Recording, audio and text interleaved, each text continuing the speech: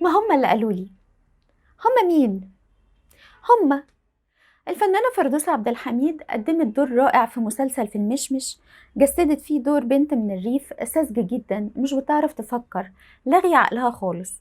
عشان كده بتعمل أي حاجة ممكن أي حد يقولها عليها. ودي كانت جملتها الشهيرة: ما هم اللي قالوا لي. الشخصية دي موجودة في المجتمع لأسباب كتيرة. يا ترى هل تقدر تقاوم الظروف الصعبة اللي عايشة فيها وممكن تكون شخصية قوية وناجحة وسعيدة؟ ده اللي هنتعرف عليه النهاردة في حلقتنا من نيو لوك لايف. قبل ما نبدأ بفكرك تعمل لايك وسبسكرايب وتفعل زر الجرس عشان يوصلك كل جديد. ويلا بينا.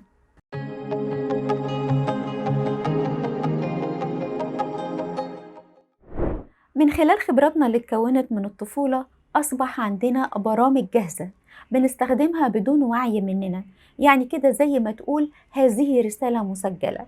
لكن مش دايما بتكون السلوكيات دي مناسبة، وخصوصا في عالم الكائنات البشرية، لأننا إحنا والآخرين بنتغير، بنكبر، بتزيد تجاربنا وخبراتنا. والأفضل إن أفعالنا وردود أفعالنا تكون مبنية على آخر تحديث لعلاقاتنا. هوضح أكتر. وأنا صغير لما كنت عايز آكل حلويات وماما ما تكونش موافقة، بصرخ وعيط ودبدب في الأرض. فماما علشان تسكتني سمحت تديني اللي أنا طلبته. وهنا عقلي اعتمد سلوك معين عشان أحصل على اللي أنا عايزه. حتى لما بكبر بعمل نفس الأسلوب مع مراتي أو أصحابي أو شريك حياتي أو المدير بتاعي، مع أي حد عايز منه طلب معين. فاكرين فيلم الزوجة ال13؟ لما كان رشدي أباظة بيصحي شادية كان بتعمل إيه؟ بنستخدم برمجة خاصة أو برنامج خاص جاهز تم حفظه في العقل بتاعنا من الطفولة، بنشغله مع أي موقف مشابه. حتى لما كبرنا بنشغله زي ما هو، مش بنعمله أبديت بناء على درجة النضج اللي احنا وصلنا لها أو طبيعة الموقف أو الشخص اللي بنتعامل معاه. تشغيل البرامج القديمة واستخدامها واحنا كبار ده مش دليل على نضجنا الكافي.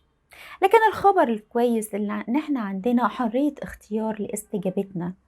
يعني نصحح الصورة ونعمل أبديت لبرامجنا. يعني ايه حرية الاختيار؟ لو قطة شافت فار هتجري وراه، ولو كلب شاف قطة هيجري وراها. حتى لو الكلب أو القطة ماشيين مع أصحابهم هيكون عندهم نفس التصرفات، لأن هم مدفوعين بغرائزهم مش بعقلهم، وده شيء طبيعي بالنسبة ليهم. لكن لو حد فينا اتعرض ان باباه ومامته زعقوله على حاجة هو عملها، او المدير بتاعه اتنرفز عليه، او اي موقف زي كده، احنا كبشر مش مجبرين على تصرفات او سلوكيات معينة. فما ينفعش نقول انا كده، ما هي الظروف هي السبب، ما هو اللي نرفزني وخلاني اعمل كده، او هم اللي قالوا لي. لكن عندنا حرية اختيار سلوكنا والاستجابة اللي هنعملها تجاه الموقف ده بالذات.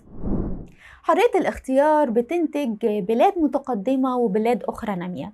شخص نجح وشخص آخر بيندب حظه، شخص سعيد وشخص بيعاني. القوانين أكبر دليل على إن احنا عندنا حرية اختيار. في أشخاص قرروا يكسروا القوانين بإرادتهم وبالتالي تعرضوا للمخالفة والمساءلة القانونية، وبالعكس تانية في ناس اختارت تحترم القوانين والقواعد وراضية عن تصرفاتها. ستيفن كافي في كتابه العادات السبع للناس الأكثر فعالية وضح إن في فترة، لحظات، وقت ما بين الحدث والاستجابة نقدر فيها ندخل على عقلنا لاختيار رد فعل مناسب لينا. جوه عقلنا في 4 ملكات نقدر نستخدمها، وعلى أساسها نختار ردود أفعالنا. ال4 ملكات دول موجودين عندنا كبشر، هم هبة من الله سبحانه وتعالى، مش موجودين عند الكائنات الأخرى، ودي حاجة بتميزنا عنهم. موجودين عندنا حتى لو إحنا مش مدركين وجودهم أو مش عارفين نستخدمهم. يا ترى إيه هي الملكات دي؟ ال4 ملكات هم الوعي والخيال والضمير والإرادة. الوعي أو الإدراك الذاتي، يعني أكون واعي ومدرك تماما لحقيقة الوضع اللي أنا فيه. إيه بالظبط السلبيات اللي موجودة عندي؟ إيه بالظبط الإيجابيات اللي موجودة؟ إيه هي الفرص اللي ممكن تقابلني؟ أنا قادر أشوف الفرص وقادر أشوف التحديات. بتكون نظرتي واقعية وموضوعية للأمور عامة، مش لنفسي بس. الخيال ملكة أو موهبة جميلة. بقدر أسافر للمستقبل بطيارة الخيال وأشوف نتيجة اختياراتي إيه. يعني أقدر أشوف إيه المكاسب اللي ممكن أحصل عليها، وكمان أقدر أشوف إيه الخسائر اللي ممكن أتعرض ليها. الضمير هو معايير الصح والغلط بتاعتنا، هو سلوكنا المفروض يتعمل وما يتعملش بناء على مبادئنا وقيمنا وأخلاقنا. هو اللي معايا بشعر بالرضا والانسجام بين أفكاري وتصرفاتي. الملكة الأخيرة هي ملكة الإرادة، هي الشرارة اللي بتطلع قراراتنا للنور وتتنفذ على أرض الواقع. هي المنفذ الحقيقي والفعلي لقراراتنا. بدون الإرادة مش هيكون عندنا أي دافع داخلي لتحقيق اختياراتنا. سؤال: هل كافي إن احنا نستخدم ملكة واحدة في غياب الملكات الباقيين؟ تعالوا نشوف المثل ده. رحت مثلا تطلب اجازه من المدير بتاعك، فقعد يزعق ويتخانق معاك واحرجك جدا قدام باقي زمايلك. فانت بقى اتضايقت منه قوي انه ازاي يحرجك قدام زمايلك وما يعجبوش انك انت تطلب اجازه من حقك. فانت قررت انك تعلي صوتك وتعرفه مشاعرك ناحيته وقد ايه انت مش موافق على اسلوبه في الاداره. كمان فضلت توضح له صفات سيئه موجوده فيه قدام زمايلك. تفتكروا التصرف أو السلوك ده نفسره إزاي؟ صحيح إن موقفك مش لطيف وفيه إحراج ليك، لكن ممكن يكون وقت الأجازة مش مناسب، أو أي حد من زمايلك هياخد أجازة، أو إن ميعاد تسليم المشروع قرب. المهم أنت محتاج تفهم وتدرك الوضع صح. إنك تعلي صوتك وتفكره بقرارات غلط أخدها وتظهر مشاعرك ناحيته قدام زمايلك، دي كلها تصرفات غير لائقة ومش مناسبة للقيم والمبادئ. انك ما تكونش شايف نتيجة تصرفك ورد فعل المدير اللي اكيد مش هيعدي اللي حصل، ده بالتأكيد مش ذكاء منك.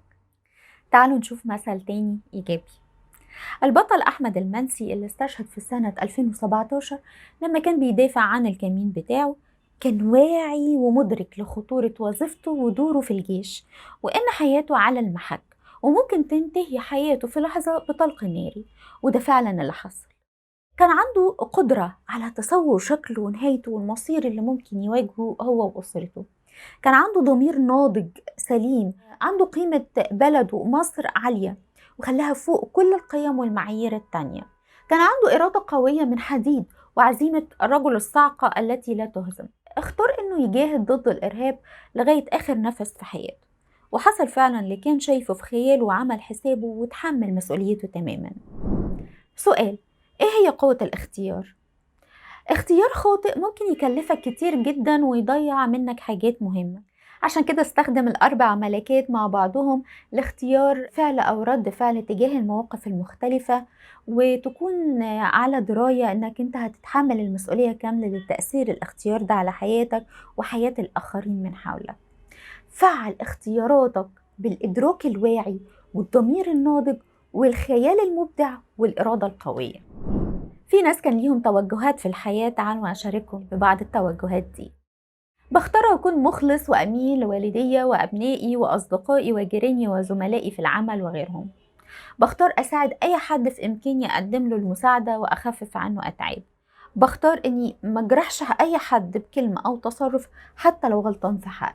بختار شريك حياة مناسب ليا روحيا وفكريا وعاطفيا واجتماعيا.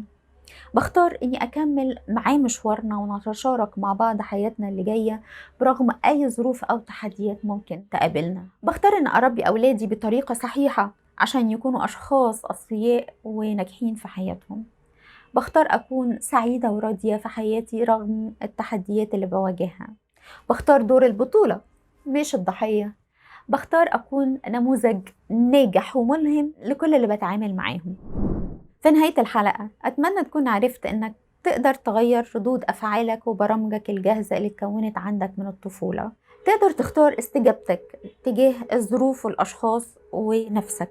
تقدر تعرف إنك مسؤولية كاملة عن اختياراتك. وفكر النهاردة إيه هي اختياراتك اللي جاية. أتمنى لكم كل السعادة وأشوفكم في حلقة جديدة من يولوك لايف إن شاء الله.